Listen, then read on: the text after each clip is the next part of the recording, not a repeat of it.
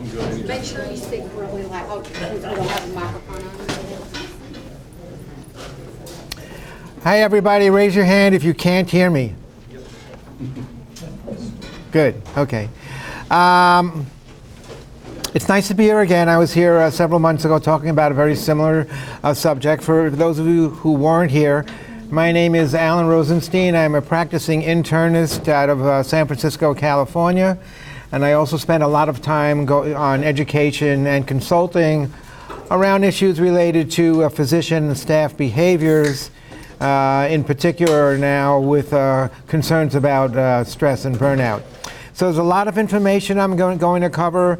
Luckily, you have a copy of all the handouts, so feel free to follow through. If you have any questions, raise your hand. We'll try to leave some time at the end of the presentation for questions, but when the impulse strikes, just let me know.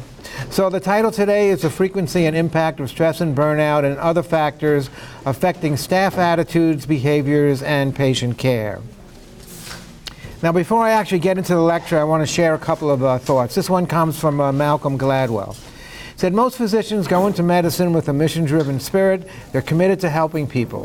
They're grateful for the opportunity to care for others. They're proud of their ability to diagnose and treat, and they're inspired by their trust their patients put in them. But those experiences contrast vividly with the economic side of being a physician. Each day, mundane financial tests distance doctors from the reason they chose medicine as a career in the first place. That's a duality of being... Can you speak up just a little bit? Okay. I'll try to speak up a little bit higher. Finishing up with Malcolm Gladwell, that's the duality of being a doctor. There's a fulfilling personal side and the frustrating impersonal side. The personal side reminds doctors why they practice medicine. The impersonal side poses a significant threat to the future of medicine. And the second thing is nurses just want to be nurses. And this comes from the American Nurse Today, reading the first paragraph. Nursing is in the midst of revolutionary changes. And then in the second paragraph, moving forward together. As we move forward, nursing will continue to evolve, but some of the basics won't change. Basics such as advocating for patients, seeing how all the pieces fit together for the patient, and most importantly, caring for the patient as a human being. So part of what I'm going to focus on is just the joy of practicing medicine, whether you're a nurse, whether you're a physician, whether you're a pharmacist, whether you're any other allied healthcare professional. What we do is really important. So the whole idea of talking about issues related to stress and burnout is how it might impact us and what we need to do and what the organization needs to do to help us better adjust to the environment. So for the learning objectives, the first would be to get a better understanding of the timing, incidence, causes, and impact of stress and burnout on healthcare practitioners. Discuss the negative impact of stress and burnout on attitudes and behaviors that can adversely affect care relationships, satisfaction, communication, patient safety, and quality of care. Then learn how to develop effective strategies to address stress and burnout and implement programs designed to enhance professional behaviors, staff satisfaction, and well-being. And lastly, discuss the importance of collaborative strategies for early intervention geared to help healthcare professionals attain a healthier, more satisfying personal and professional life. I look at all of us as being a very precious, overextended resource. And the whole idea is for us to recognize this and to do what we can to keep us all going. So what's it like out there? As you're a physician, I'm sure you're very familiar with all the constraints, changes in policies and rules and regulations, adaptation of accountability metrics, the electronic medical record. Very frustrating environment for physicians, and I will certainly talk about that. For the nurses, it's a similar type of thing. A lot of it has to do with their work environment, their roles and responsibilities, their on-call schedules. Also a very stressful situation at times. So if we talk about the incidence of stress and burnout, some of the landmark articles have come from the Mayo Clinic with a Dr. Tanner Shanafelt. He was the first one who really brought this to the attention of the public, so to say. And in his research, he showed that overall, probably 40 to 50% of physicians are suffering from either significant stress or burnout. Now, this is a landmark article that came out in 2015. He has republished these statistics over and over again, and the incidence and the consequences about the same. Another report that talks about physician stress and burnout is the annual Medscape report. You can see which physicians are burned out, which physicians experience both depression and burnout. In this particular survey at the end of 2018, 42% of physicians were working under stressful conditions where it was affecting them, and 15% reported actually being depressed. And where does it start? Well, it may start at day one, and it may start with the competitiveness of trying to get to the right college, to the right medical school, but a lot of this is intensified in the healthcare training environment. Particularly for medical students, you start out with low self-esteem. It's like going through a hazing process. You don't know anything, better learn it before you speak up. And it breeds a very autocratic type of individual autonomous behavior, and it's certainly you're brought up in a stressful environment. And what we're finding now is that the medical schools are beginning to take this seriously and put on programs to help the medical students, and I assume the nursing students as well, and the pharmacy students better adjust to what the environment has to offer. So it's not just physicians. This is from the New England Journal of Medicine. It talks about nurses. What they say is 70% of nurses are either heavily stressed or burnt out. And then reading over here, this is from nurse.org. According to the report, 15% of nurses report being burnt out, and more than 41% of nurses report being, quote, disengaged. And it's not just physicians and nurses, it's all staff. It certainly includes pharmacists, it certainly includes technologists. And it also includes the healthcare executives. Almost 3/4 of healthcare leaders feel some degree of burnout. And the issue is that if the executive, he or she themselves are feeling burnout, what are they able to do with their own organization? And the problem is that 80% of CEOs say that burnout affects the workplace, but when you ask if they're doing anything about it, 79% of them say no. So what is stress and burnout? Stress can be defined as emotional tension or mental strain that can produce both physical and emotional symptoms. Burnout is a state of emotional and physical exhaustion caused by a prolonged period of stress and frustration. If you're looking for the red flags, particularly, I'll talk about the physicians first and then the nurses a little bit later. What are the physical symptoms of stress and burnout? You fatigue, you're exhausted, you get somatic complaints, cardiac complaints, GI complaints. There may be issues related to substance abuse. Emotionally, there may be a change in your persona. You suffer from dissatisfaction, cynicism, frustration, irritability, apathy, and detachment. And then in some cases, it can lead to anger, into depression, and to disruptive behaviors. Now the question is, if somebody had these symptoms and they were your patient, it would be very easy for you to diagnose that. But the problem is you don't see it in yourselves a lot of times, so these symptoms go on, and they cause a toll, and you're not doing anything about it until it's a little too late. So what's the usual physician response? I am not under stress. Yeah, now that you say that, I am under stress. I've been under stress all my entire life, but I can handle it. Yes, I'll take more time for relaxation. Oops, excuse me, I have to take this call. You don't understand my world. You don't care. And even if they want to react, there's some barriers. First, are they aware? Are they willing to take action? And do they know where to go to get support? I'll talk about this a little bit later. Then there's also the stigma of you're a physician. You don't want to open yourselves up and let people know that you're under any type of duress. You may get a diagnosis. They may think about your competency levels, and it may actually impact concerns about licensure and credentialing. And there's been a lot of articles talking about physician reluctance to act as to the reasons why and what can be done about that, and I'll talk about that in a couple of minutes. During that, in that Medscape 2018 Burnout and Depression report, one of the questions was to physicians, have you thought about seeking medical attention to help you through these episodes? And 80% of physicians said no. So that's the physician. So one of the issues is that the physician, the nurse, the pharmacist, the student may be under stress. Do they know it? Are they willing to do anything about it? Do they know where to go? And if they do, what are the barriers to get them to take the next positive step? When we look at the organizational issues account for probably 80% of the problems. So reading this, 3 in 4 physicians say their organizations is not addressing burnout. Hospitals are not doing enough to help with burnout. In the survey below, when they asked, does your organization currently help physicians to deal with stress and burnout, more than 80% of the physicians say no. What are the nursing barriers? Nursing barriers is a big issue around culture in nursing. It's a big issue about leadership, executive, and managers dealing with the supervisors. There's a term for this. It's called horizontal hostility. Nurses eat their young. Very big issue with nurse relationships. The work environment, the logistics, the issues around respect and civility or incivility. And then the issues about reporting, accountability to others, changing roles and responsibilities, and how do you deal with individuals who are disrupting the healthcare environment. So the nurses have their own separate set of issues which can lead to the same consequences.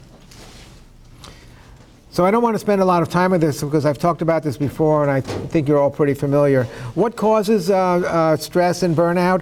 Well, there's all the bureaucratic administrative changes, changing workflow, changing intent, changing roles and responsibilities, more care being delivered under contracts, issues focusing on productivity and efficiency.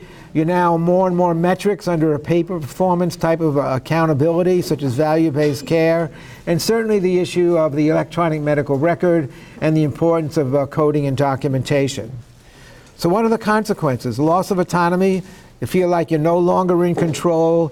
You've lost your idealism for practicing medicine.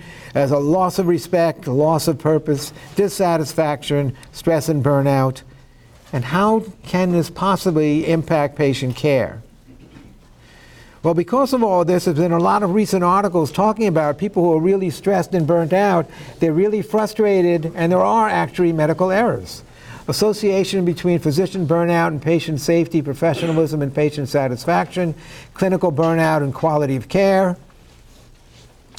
And what it means is that the physicians working under these type of stressful situations, their judgment may be impaired, their decision making may be impaired, and their communication may be impaired, and this may lead to gaps in medical service and eventually unhappy patient outcomes.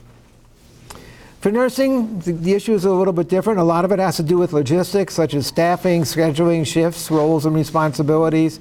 They too are suffering from more administrative tasks, less face-to-face, hands-on patient care, more compliance with the electronic medical record. And as I said, there's a big issue with nurses in dealing with their colleagues or their supervisors or their managers. The workplace environment is a crucial issue. The fact that nurses really need to work as part of a team. Part of the team is the physician, part of it may be the pharmacist, part of it may be the therapist, part of it may be the discharge planner or the case manager. There's concerns about disrespect and incivility, gender bias, harassment and workplace violence. And the consequences are the same. Dissatisfaction, low morale, physical and emotional exhaustion is a term called compassion fatigue. You're just working so hard, and you're not either getting the recognition or not noticing the rewards, and it begins to take a toll on you. And this may lead to a loss of joy, passion, and engagement. And this too may impact care. So here's all the articles talking about how the work environment may actually compromise patient care. And like the physician, the issues are impairments in team relationships, poor communication and information flow leads to care gaps, leads to not dotting the I's and crossing the T's, and something potentially bad happening to the patient. So what are the ramifications? So on one side, for the nurses, physician, and the staff, concerns about job satisfaction, concerns about their attitudes, concerns about sleep and fatigue, emotional liabilities, physical liabilities. How can that potentially affect patient care and their career? For the organization, this all has an impact on culture and morale. There's issues related to turnover and recruitment, poor care coordination, disruptive behaviors, patient dissatisfaction, safety and quality issues, and the secondary financial implications. What do the physicians and nurses want? They just want to practice good medical care. What do the organization want? They too want to practice good medical care. They want a very positive reputation, and at the same time they have to be compliant with certain metric responsibilities and financial accountability. So what are you going to do? Well, the first thing to do is to understand, we need to get a better understanding of why people behave the way they do, and I've broken it up into two categories, internal and external, and I'll just briefly mention this because I did talk about this when I was out here before. There's issues around age and generation. You've got Generation X, you've got the millenniums, you've got the baby boomers, and you've got the veterans. It all depends on how they look at values, what are important for them, how long do they want to work at a job, how do they view authority, how apt are they to follow through on a task and not leave it for the next day. So nobody's right or wrong, it's just different generations have different values, and we need to work with each other to try to get the job done. Gender issues, the way males process stress, the way females process stress, issues around a person's lifestyle, does that affect the way you deal with this individual and your communication and relationship?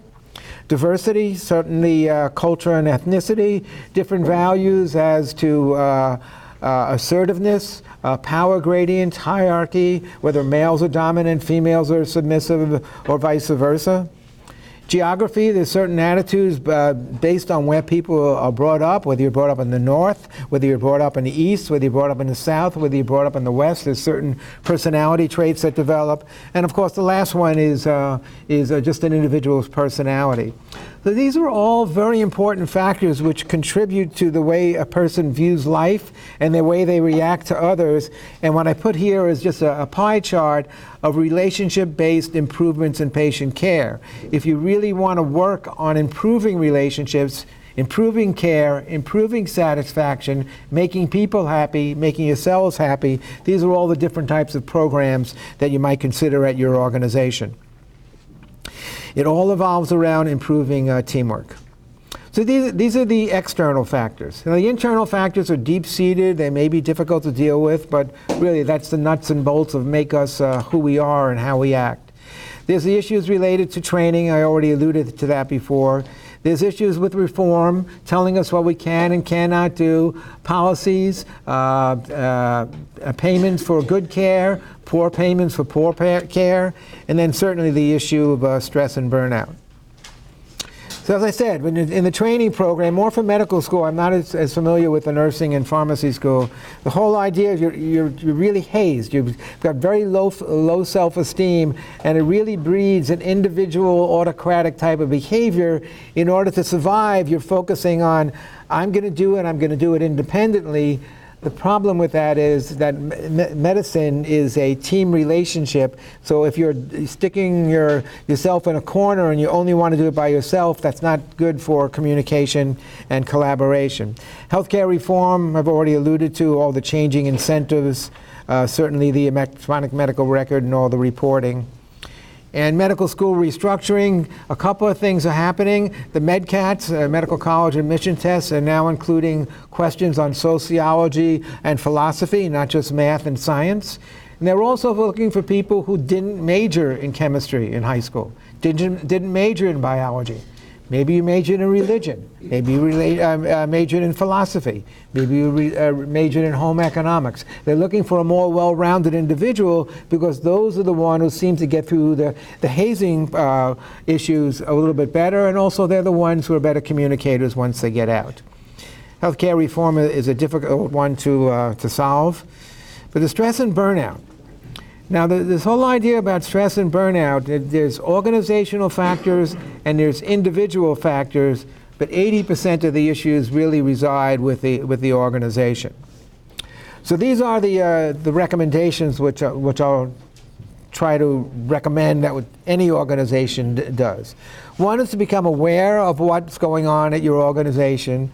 Two is to recognize the importance of organizational culture in the workplace environment. 3 is to provide education. 4 is to provide relationship training.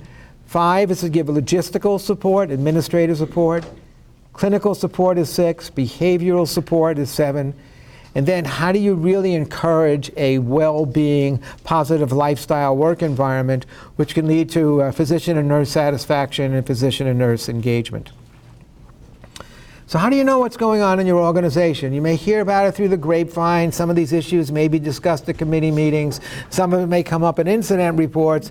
But if you really want to get your finger on the pulse, you really should implement one of the commonly used surveys. The three most commonly used surveys are the Well-Being Index, the Maslow Burnout survey inventory, and the ProQual Professional Quality of Life. The idea is to get a finger on the pulse in a confidential manner to find out what your staff members think at your organization. The next thing is to recognize we need to make stress and burnout an organizational priority. And it's not only the moral and ethical thing to do, there's also a financial reason to do that, and I'll talk about that a little bit later. But these are some of the most prominent medical journals talking about there's actually an epidemic, and we really need to do something about it and not just stand by. Part of it is we have to reinvigorate the thirst and the zest for medicine. So the idea is, how can we make people really realize the value of what they do? And I'll talk about this a little bit later when we talk about mindfulness and resiliency type of training. Culture, leadership, and environment, as I mentioned, that's probably one of the key issues. And the Mayo Clinic has done really outstanding work in this area and has published numerous articles talking about what the organization really needs to do to help their staff. This is all staff. First part is to acknowledge that this is an issue, get a better understanding of the issue, cultivate champions who can help with the issue, provide incentives, make sure your goals are aligned. Despite the economics and despite the fact that you have to report, it's still all about providing best patient care. Provide the necessary support. I'll talk about that in a few minutes. Really promote the importance and the value of a strong, positive work-life balance by enabling people to take care of themselves. When they're better, they're more engaged. When they're more engaged, they're happier. When they're engaged and they're happy, you get better patient outcomes. And here's the business case. On the upper left is the business case for investing in well-being. And it's interesting. This is, again, a great article out of Mayo Clinic. The costs of turnover and recruitment. To replace a new nurse is probably $65,000 to $100,000. To replace a new doctor, maybe it's up from $100,000 to more. Do you really want to do that? It's not only the cost, but it's the downtime of training somebody new. It's the loss of collegiality. It's a significant issue. There's also the cost of productivity and efficiency when people are not doing what they should or not going that extra step to help out. And as I said, since we're now in accountable value-based care, there's financial penalties if you're not efficient, if you have quality problems, you have adverse events, or you have safety problems. So part of it for the organization is it may be worthwhile to spend some money to provide some of these services because in the end it's going to cost you more. And I've given some examples of some of the organizations that are really leaders in this field. Education and training, this is what I'm doing now is general education. This is a serious issue. It's probably going on. How significant it is, you don't know until you actually try to find out. And then the importance of relationship training. As I said, all of those little pieces of the pie, they all fit together to make people more sensitive to what needs to be done, who they are, and what the values are of the person that they're interacting with. A lot of this is called emotional intelligence. Staff support. So I break that up into three areas: administrative, clinical, and emotional. Administrative support. If people are really getting frustrated with staffing and scheduling, be sensitive to their scheduling. Be sensitive to their productivity. Be sensitive to their capacity. Some people call this the cockpit control of capacity management. Just because it's written in the paper, if the person is suffering from that, maybe you really want to try to do something different. Provide clerical assistance. Of course, one of the big things is the electronic medical record. Some organizations use Scribe or other transitional personnel to help with data input and data assessment, so the physician or the nurse may not be having to waste their time putting in all this data. System redesign and simplification. If you're living and breathing by the electronic medical record, maybe you want to get some input from the people who are actually doing it and listen to what they say, so maybe they can make the system a little more intuitive, more compatible with the way they do business, and help with system redesign to improve flow and efficiency. Clinical, The use of physician assistants and the use of nurse practitioners, it's been a big boom in this area, and it's great. What it does, it frees the physician up to deal with the more comprehensive, complex cases, and some of the more routine cases can be handled by their other staff. The use of care coordinators or medical assistants. Right now, it's not. I'm a doctor. I'm in my office. I'm a nurse. I'm at the bedside.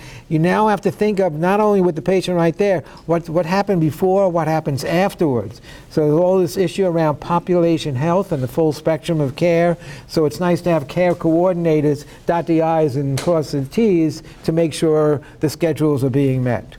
And the emotional behavioral support, I'm going to spend a little more time on.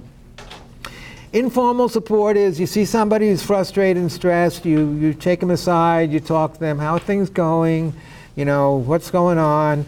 I mean, that's good because it gives the person an opportunity to vent, but sometimes it takes a certain skill set to help that person get through it. So informal works, it opens the door, but the interaction or the benefits of the interaction may be dependent upon how skilled the person is in getting that person to recognize what needs to be done. The Physician Wellness Committee, when I started out in medicine, that was just in the corner of the organizational chart. We had one meeting a year to talk about the benefits of eating well and sleeping well and not smoking. But now there's a big resurgence of the Physician Wellness Committee, where the committee actually provides services to help physicians deal with the pressures of today's healthcare environment. Employee assistance programs. There's also physician-specific employee assistance programs. I'm a medical director of one, where the physician anonymously and confidentially can call in and talk to another physician on the phone about what their issues are, and that particular physician can help work with that physician and make the right recommendations for next steps. Coaching has become very popular. Again, a coach really needs to be skilled in coaching. Just because you're the chairman of the Department of Surgery or you're the VP of technology, it doesn't make you a good coach. Coaching has been a wonderful asset. It's not confrontational. The whole idea is we want you to succeed in what you're doing, so a lot of organizations are beginning coaching. When there's more difficult problems, we talk about counseling, behavioral intervention, and outside resources.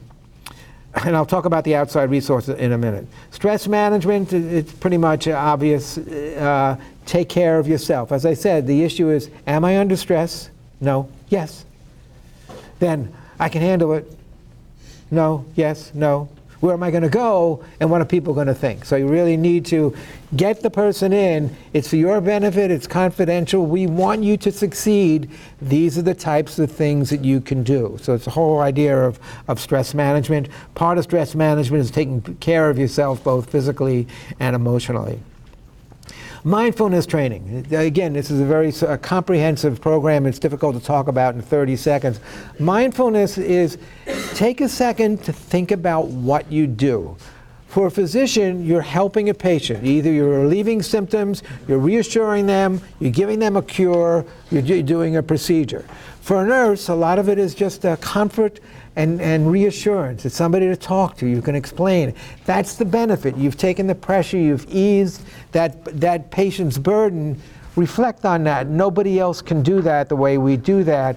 And the idea about mindfulness training, it teaches you how to take a step backwards and think of all the positive things that you're doing. They've been very, very successful in these types of programs. Resiliency training, again, is an extension of stress management and mindfulness training. The idea is you're in a stressful situation.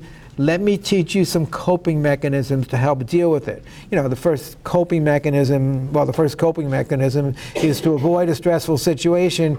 Maybe there's times that you actually want to say no when somebody asks you to do something. The other thing is to just take a step backwards, take a few deep breaths, and relax. And then there's other types of ways that you can deal with a stressful situation in a more beneficial manner, and that's what resiliency is. These are the outside resources that I referred to. Again, physicians are very stoic, they're very independent. I know I'm generalizing. They don't have the time to do this. They don't really want anybody to know. So there's 3 organizations where you can go online and you can get a lot of resources just by working through their programs. The first one is the AMA. It's called the Steps Forward program. The second one is the programs offered through the Institute of Healthcare Quality Improvement. And the third one are the programs offered through the National Academy of Medicine. And if you want to go, they're actually having a national meeting in Chicago later this month. I put this up here if you want to go, but the idea is this has become so important that these type of very prestigious quality organizations are really pushing these agendas full time because they know how important it really is. Well-being. You know, well-being is it's easy for us to instruct others on well-being. It's very difficult for us to instruct ourselves on well-being because everything else seems to get in the way, or patient demands is an immediate priority. So we need to understand the importance, consider the consequences, take care of yourself. Accept advice and support, and in some cases, change the situation. What we're finding now is a lot of organizations are actually taking this to heart, and they're either putting fitness facilities on site, or they're providing educators on site that can help you deal with some of the things that you may take for granted. There's now a growing collaborative for healing and renewal in medicine. This is 130 organizations across the country. And Stanford, Dr. Tana Shanafelt is one of the leaders from the Mayo Clinic that started writing about depression and burnout. I referred to some of his articles before. He was actually recruited by Stanford to actually take a role as the chief medical officer, a chief wellness officer. The whole idea was that he is responsible for the wellness of the medical staff. And now what they're doing is they're actually offering these type of training programs for other organizations that might be interested in introducing this role. There are additional services. Yeah, it's one thing to have counseling. It's another thing to have on-site fitness. It's another thing to have somebody talk to you about nutrition. But there's these add-on values that physicians, nurses, others appreciate. Maybe when you're on call, we'll give you child care support. When you're on call, we'll do your laundry. When you're on call, we'll provide you with gourmet meals. It's not so much the cost of this, but the fact that you show that you're actually sensitive to what you're going through and you want to try to do something about it, that's the real value. So taking those proactive, non-traditional steps is really a very, very positive thing for the organization to do. I talked about reinvigorating joy and satisfaction. Again, similar to mindfulness and similar to resiliency, there's been all these new articles and new programs on how to remind people to re-energize their joy and their passion in medical care, whether you're a nurse, whether you're a physician, whether you're a pharmacist, whether you're a therapist. Finishing up in the last three categories, physician, nurse, staff engagement.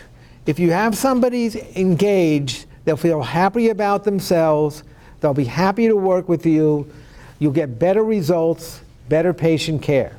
So what's the idea, I would say, in physicians? The idea is when you talk to a physician, you need to focus on their core values. What's your core value? Best patient care. Nurse, what's your core value? Best patient care. Pharmacist, what's your core value? Make sure we're giving good patient care. Then what you need to do is to talk to them. You need to give them an opportunity to vent and listen to what they have to say. Show that you're concerned and show that you have empathy. Provide the necessary education and training. Provide opportunities for contact.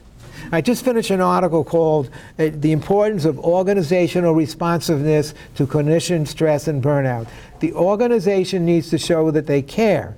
Now, one of the first things you need to do is you need to make contact. How are you going to make contact with somebody? Once you see them in the hall, you just talk to them. You say, how you doing? How's life? Got 30 seconds to get a cup of coffee right over here? That's an informal way of doing it. Great. Remember, the benefits of that is dependent upon how skilled the individual is in talking to that individual. And the second is you want to set up formal meetings. Okay, we're going to have a town hall meeting to talk about these types of problems. We're going to talk about this at different department meetings. Or better yet, we're going to set up one-on-one meetings with a key administrative people or key clinical leadership people to talk to you about what's going on.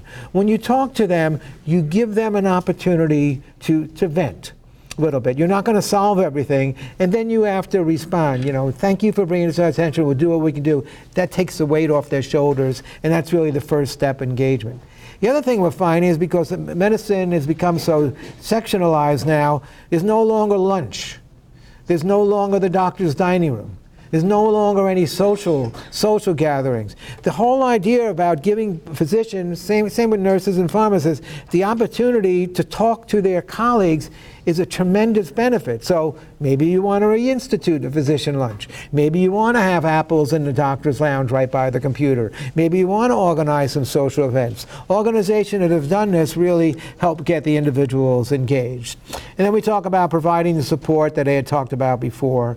Say thank you, show respect, and recognize them for the value that they provide for the organization. So this will be the last slide, and then I want to open it up for questions. I think we're doing good. We're doing okay with time. Recognize the seriousness and significance of the issue. Staff well-being needs to be a priority at the organization. Health providers are a precious resource and working under very stressful conditions. Raise organizational and individual awareness and accountability. This has an impact on organizational culture, leadership commitment, empathy, developing the right skills to deal with these type of issues. Listen, solicit input. Again, you can do it informally by informal meetings. You can do surveys. You can listen to the grapevine. You can review the incident reports. You can make this a regularly scheduled topic at a town hall meeting or a department meeting, or have special task force to deal with these type of issues. Respond to the issues. Address the barriers. Remember, physicians have their own unique set of barriers. For the mostly a stoic, sort of egocentric type of personality, which you need to have to be, a competent physician. With nurses, on the other hand, a big issue, as I said, is dealing with their peers, dealing with the people above them, dealing with the people below them. You need to address those barriers and make sure you're all on the same page. Best patient care, wellness of my staff, engagement, satisfaction. Provide the proactive support. As I said, recognize the reluctance to act, provide the training, provide either the administrative, clinical, or emotional support, enhance joy, fulfillment, satisfaction, and engagement. And in some cases, you may actually want to give career advice for individuals because it's not what they signed on for in the first place. And then the last thing is critically important: recognize, motivate, engage, and reward. Okay, I covered 2 hours and 40 minutes. Any questions? Stunned or can't think of what to ask? All right, anybody willing to, not to put anybody in a difficult position, anybody willing to talk about what the status is at your own organization? Is this an issue at your organization? Are the higher ups aware? Are there any types of services that you think should be provided that aren't being provided?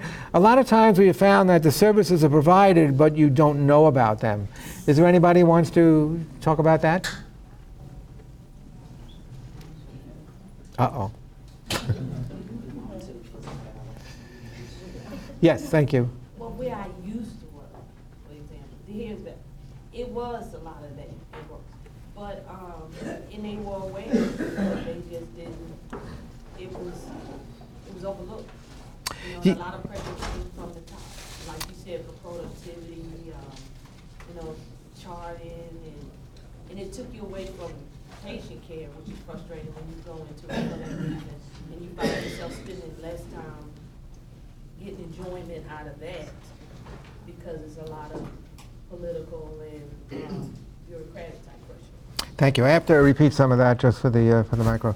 So what she was saying is that in the previous place that she worked, there was a lot of stress and issues related about that. It really affected the individuals, but the organization wasn't really responsive, and it made it very difficult for them.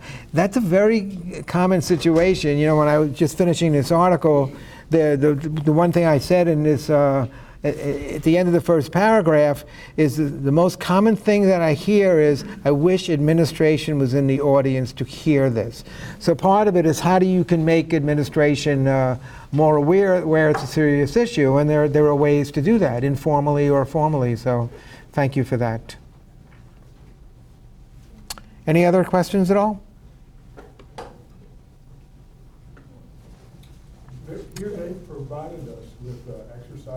we have town hall meetings, we get it going. However, I see, I know all the nurses in the hospital here, I don't know any of them, I know very well. And we have the same problem, even though administration has seen them and taken action to provide us with things that would make us more sensitive to others and what's going on. But the nurse ratio, the turnover of people is still there.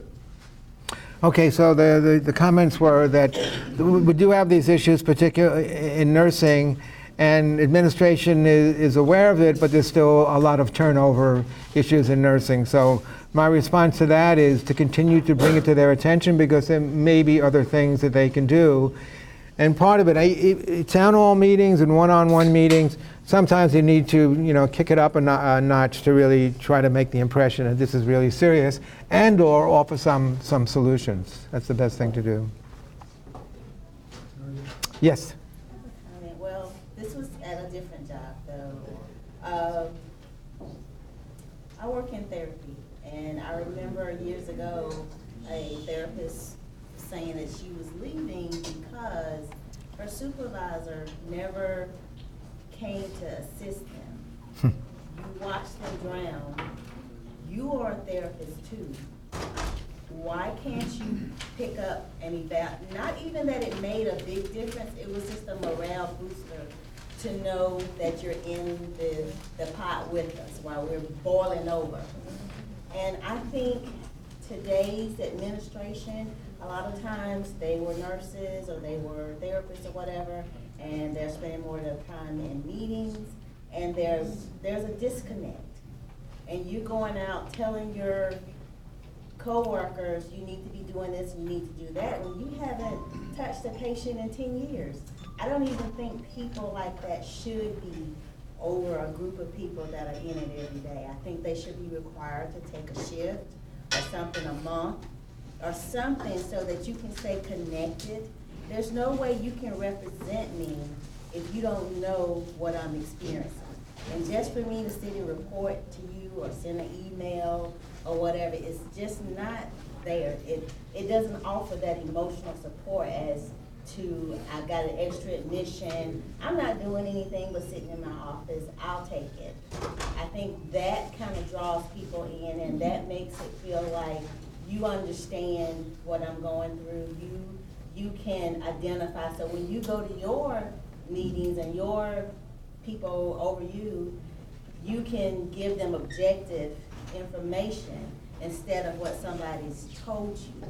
And I think that today in administration, they're hiring degrees versus people who have worked. They'll hire somebody, she hadn't been on the floor in 10 years, but she's telling me what I need to be doing and how I need to be doing it. You come here and you work side by side, and then you can actually go and give a report, and you'll understand what I'm saying when I need help, or this is not working, or I'm having trouble with the PCAs, or just whatever. And I think when they're hiring people, they need to look at their clinical skills and make sure that they are pretty, up to date, that it hadn't been a bazillion years. We don't really need another person to just spout out at us. Thank you. I can't repeat all of that, but just quickly to summarize, and I think I have a potential solution. The comments that she made were the fact that the people who are working on hands-on in the trenches, and the people up in leadership, a lot of these people in leadership had worked in the trenches. They were floor nurses before, but they've gone so far up, they've become so disconnected, they've remained aloof, and they can't appreciate what the staff worker, the frontline worker is doing. And the comment was that they're hiring people more with degrees rather than maybe some of the personal skills. That's a serious issue. There's been one solution that I'm aware of that has worked very well. It's called walkarounds. The idea of the CEO or whoever actually makes physical rounds with the nurses, with the physicians, with the pharmacists, and they get a hands-on type of feel. That's a very common thing, is those walk-around rounds. So that's something you might want to recommend. Because the idea is you don't want to be that, I know you have administrative responsibilities, but you need to show connection to become aware, but you also need to show connection to become aware. You need to show connection that you care. And that means a lot to the individual. That's why the last point here I talked about was respect and thanks for what we do. So, good point. But there is that solution with the walk-arounds. Okay, thank you, everybody. I'll hang around for a few minutes if anybody wants to ask any personal questions.